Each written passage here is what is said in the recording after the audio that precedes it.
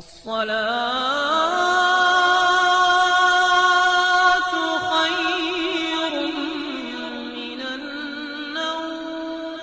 پیارے دوستو، کیا آپ نے 15 کلو گرام کا سانپ دیکھا ہے یا پھر اتنا بڑا کہ اس کے سامنے ایناکونڈا بھی بچہ لگنے لگے؟ یقین مانیے آپ نے اپنی پوری زندگی میں کبھی اتنا بڑا سانپ نہیں دیکھا ہوگا، لیکن سوچ کر دیکھیے اگر آپ اتنا بڑا سانپ آپ کے سامنے آ جائے تو آپ کی کیا حالت ہو؟ کیا لگتا ہے کہ آپ کو کیا واقعی میں اتنے بڑے سانپ ہوتے ہیں؟ یہ یقین نہیں ہوتا تو دیکھیے ہماری آج کی اس پوری ویڈیو کو۔ آج کی ویڈیو میں ہم آپ کو دنیا کے سب سے بڑے سانپ دکھانے والے ہیں، اتنے بڑے کہ جتنے آپ نے اپنی پوری زندگی میں ٹیلی ویژن پر بھی نہیں دیکھے ہوں گے اور نہ ان کے بارے میں کسی کتاب میں پڑھا ہوگا، اور یہ بہت جلد اس زمین پر دوبارہ دکھنے والے ہیں۔ لیکن اس سے پہلے آپ لوگوں سے گزارش ہے، اگر آپ نے ہماری اس ویڈیو کو لائک نہیں کیا تو ویڈیو کو لائک کر کے چینل کو ضرور سبسکرائب کر لیجئے گا تاکہ ہماری آنے والی تمام ویڈیو سے آپ باخبر رہ سکے۔ پیارے دوستو، امیجن کیجئے ایک 1500 کلو گرام کا سانپ جس کی جسامت 2 ہاتھیوں سے بڑی ہو، اگر وہ آپ کے سامنے آ کر کھڑا ہو جائے تو آپ کی کیا حالت ہوگی؟ سوچ کر ہی ڈر لگتا ہے، کیوں نہ پیارے دوستو ایسا ہی ہے نا؟ اور شکر کیجئے کہ آج کے دور میں ہماری زمین پر اتنے بڑے سانپ موجود رہے ہیں، کیونکہ اگر اتنے بڑے سانپ ہوتے تو شاید ہم زندہ نہ ہوتے۔ لیکن پیارے دوستو آپ کو بتاتے چلیں کہ ایسا نہیں ہے کہ ایسے اور اتنے بڑے سانپ ہماری زمین پر دوبارہ پیدا نہیں ہو سکتے، بلکہ ایسا کہا جا رہا ہے اور کئی بار یہ ایسے خطرات منڈرا رہے ہیں کہ آنے والے وقت میں اتنے بڑے سانپ ہماری زمین پر پیدا ہو سکتے ہیں۔ پیارے دوستو، ہم بات کر رہے ہیں ٹائٹانوبور اور کورولوسور کی، جو آج سے تقریباً 60 ملین سال پہلے ہماری زمین پر پائے جاتے تھے۔ ایسے کئی فیکٹس ہیں جو بتاتے ہیں کہ ہماری زمین پر صرف انہی 2 سانپوں کا راج چلتا تھا۔ اس وقت اس زمین پر جتنے بھی جاندار پائے جاتے تھے ان سبھی جانداروں کے ڈر میں ان 2 سانپوں کا ڈر بہت زیادہ تھا، اور ان کا ثبوت یہ ہے کہ فوسلس جو آج بھی زمین کی گہرائی میں پائے جاتے ہیں، کہا جاتا ہے کہ ہائیجانو بووا کی لمبائی 50 فٹ سے بھی زیادہ تھی۔ اسی طرح کروڈوسوس ڈائناسور کی ایک قسم تھی، اس کی لمبائی تقریباً 11 میٹر سے بھی لمبی ہوتی تھی، اور یہ زیادہ تر ٹھنڈے علاقے میں پانی والے سمندری علاقے میں رہا کرتی تھی۔ سمندر میں پایا جانا والا یہ کورونوسور یہ اتنا بڑا تھا کہ اس کے سامنے بڑی سے بڑی شارک مچھلی بھی ایک چھوٹی سی مچھلی کی طرح دکھائی دیتی تھی۔ لیکن سوچ کر دیکھیے کہ آج اگر ہماری دنیا میں موجود ہوتی تو کیا انسان اس دنیا پر موجود ہوتے؟ کیا ان جانوروں کے ہوتے ہوئے انسان کھل کر سانس لے پاتا؟ اگر آج کے دور میں ہم ایک چھوٹا سا سانپ ہی دیکھ لیتے ہیں تو اسے دیکھنے کے بعد ہماری حالت خراب ہو جاتی ہے۔ وہیں کہیں آپ کے گھر کے آس پاس اتنا بڑا سانپ رینگتا ہوا نظر آتا تو آپ کی کیا حالت ہوتی؟ تو آئیے چلتے ہیں، اسی بات کو جانتے ہیں، آغاز کرتے ہیں ٹائٹون وہ بوا سانپ سے۔ کہا جاتا ہے کہ یہ سانپ تقریباً آج سے 60 ملین سال پہلے ہماری زمین پر پائے جاتے تھے۔ اس سانپ کے حوالے سے کہیے کیسے دعوے کیے جاتے ہیں کہ گنتی میں آتے ہیں؟ آج کے دور میں پائے جانے والے ایناکونڈا سانپ ان کے سامنے کچھ بھی نہیں۔ کہا جاتا ہے کہ ان سانپوں کی لمبائی 45 سے 50 فٹ ہوتی تھی، اور ساتھ ہی ساتھ ان کا وزن تقریباً 1500 کلو گرام ہوتا تھا، اور ان میں اتنی طاقت ہوتی تھی کہ یہ سائز میں اتنے بڑے ہوتے تھے کہ یہ دریائی گھوڑے تک کو اپنا شکار بنا سکتے تھے۔ خیر یہ بات الگ ہے کہ 60 ملین سال پہلے دریائی گھوڑے نہیں پائے جاتے تھے، لیکن اس بات سے آپ اس کا اندازہ لگا سکتے ہیں کہ اتنے بڑے جانور بھی ان کے سامنے کچھ نہیں تھے۔ اب سوال یہ اٹھتا ہے کہ اتنے بڑے سانپ اس وقت کیا کھاتے تھے؟ اصل میں یہ سانپ اس وقت مگرمچھ کو کھا کر زندہ رہتے تھے اور انہی سے اپنا کام چلاتے تھے۔ پیارے دوستو ذرا سوچئے کہ ایک ایسا سانپ جو مگرمچھ کو کھا جائے وہ کتنا خطرناک ہوگا۔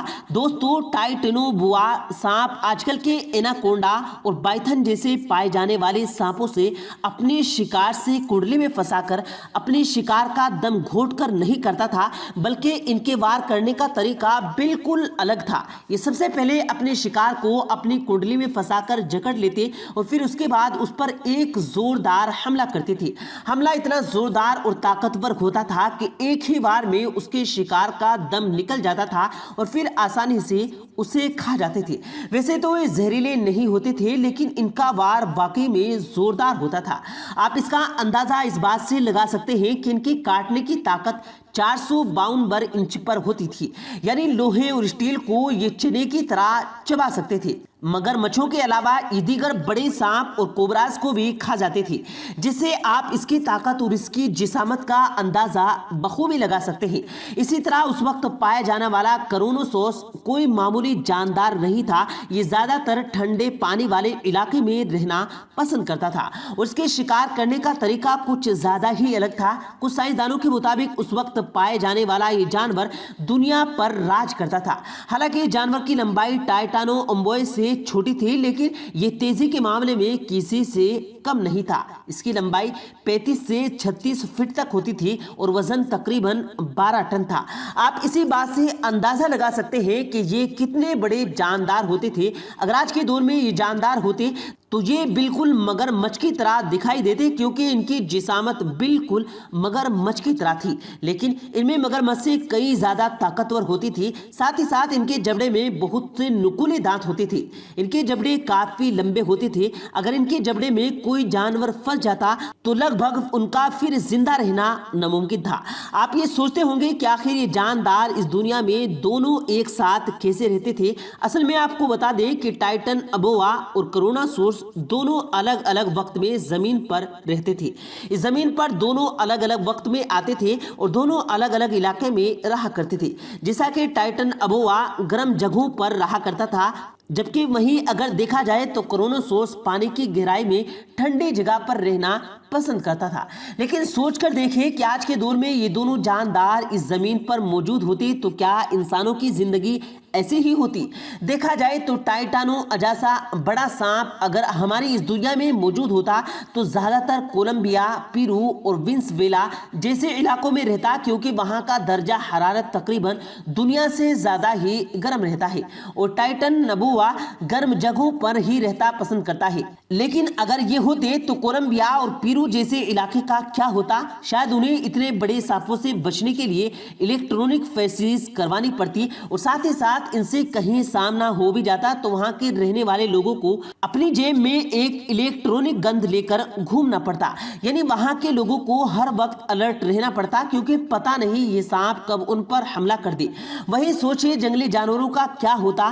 ظاہر سی بات ہے کہ ٹائٹانو ابووا اور کروناسورس جیسے جانور کا جنگلی جانوروں کو کھا کر ہی زندہ رہتے اور شاید جنگل کے راجا کا خطاب بھی ٹائٹانو ابووا بھی ایناکونڈا کی طرح انسان کو کھانے میں کوئی دلچسپی نہیں رکھتا، لیکن اگر انسان ان پر حملہ کرتا، ان کا شکار کرتا تو شاید یہ انسان کو بھی اپنی خوراک بنانے میں دیر نہ کرتا۔ لیکن اگر دیکھا جائے اس دنیا میں انسان سے بڑا جانور کوئی نہیں ہے۔ انسان بڑے بڑے جانور کو بھی قابو کر سکتا ہے اور اس کا شکار بھی کر سکتا ہے۔ اور رہی بات ٹائٹانو ابووا کی، پر شاید اسے بھی انسان چڑیا گھر میں رکھ دیتا۔ پیسوں کی لالچ میں شکاری اسے مار کر اس کی کھال بیچ دیتے، لیکن اس کی وجہ سے ہمارے ایکو سسٹم میں ایک بہت بڑی تبدیلی آ سکتی تھی۔ اس زمین پر ہماری فوڈ چین ایک مکمل طریقے سے ڈسیبل ہو جاتی۔ یہ جانور اپنی بھوک مٹانے کے لیے لگاتار جنگلی جانوروں پر حملہ کرتی۔ اسے جو بھی جنگلی جانور ملتا تو وہ اسے کھا جاتے۔ کئی جنگلی جانور ایسے بھی ہوتے ہیں جو مکمل طور پر ہی ناپید ہو جاتے۔ جنگل میں پائے جانے والی ان جانوروں کی مختلف نسلیں مکمل طور پر ختم ہو جاتی اور جب انہیں کھانے کے لیے کچھ نہ ملتا تب یہ انسانوں پر بھی بے خوف حملہ کر سکتے تھے۔ اگر بات کریں کرونوسورس کی، شاید اس کی اس دنیا میں بقا ناممکن تھی۔ ایسا اس لیے کیونکہ جانور اتنا بڑا تھا کہ اسے اپنی بھوک مٹانے کے لیے ملبہ خوراک نہ ملتا۔ پانی میں رہنے والا یہ جانور اگر آج ہوتا تو سمندر کی مخلوق کو تباہ و برباد کر کے رکھ دیتا۔ بڑے بڑے کچھووں کو چٹکی میں نگل جاتا اور ڈولفن جیسی مچھلیوں کو بھی نسل کو ناپید کر دیتا، اپنی بھوک مٹانے کے لیے کہ یہ کسی کو بھی نہ چھوڑتا۔ سمندری جانوروں کے کے علاوہ اس کا اثر انسانوں پر بھی ہو سکتا تھا۔ جیسا کہ آپ جانتے ہیں کہ سمندر کے آس پاس کے رہنے والے لوگ سمندر ہی سے اپنی خوراک کا بندوبست کرتے ہیں، اور اگر آج بھی جانور پانی کے اندر زندہ ہوتا تو کئی مچھیرے اس کے ڈر سے پانی میں مچھلی پکڑنے نہ جاتے، اور یہاں تک کہ انہیں مطلوب مچھلی بھی نہ مل پاتی، اور اسی طرح سے اسی بڑی مخلوق کی مچھلی کی وجہ سے کوئی ساحل بھی نہ آ پاتا۔ آپ کو دیکھنے کو ملتا ہے۔ بہرحال یہ سانپ ہوں گے یا نہیں، یہ بڑی مخلوق ہوگی یا نہیں، یہ تو اللہ ہی بہتر جانتا ہے۔ بہرحال پیارے دوستو، آپ اس حوالے سے کیا کہیں گے؟ کمنٹ سیکشن میں اپنی قیمتی رائے کا اظہار ضرور دیجیے گا۔ ویڈیو پسند آیا ہو تو ویڈیو کو لائک کر کے اپنے دوستوں کے ساتھ ضرور شیئر کریں، اور مزید ایسے ہی ویڈیوز پانے کے لیے ہمارے چینل کو ضرور سبسکرائب کریں۔ ملتے ہیں پھر ایک نئی ویڈیو کے ساتھ، تب تک کے لیے اللہ حافظ۔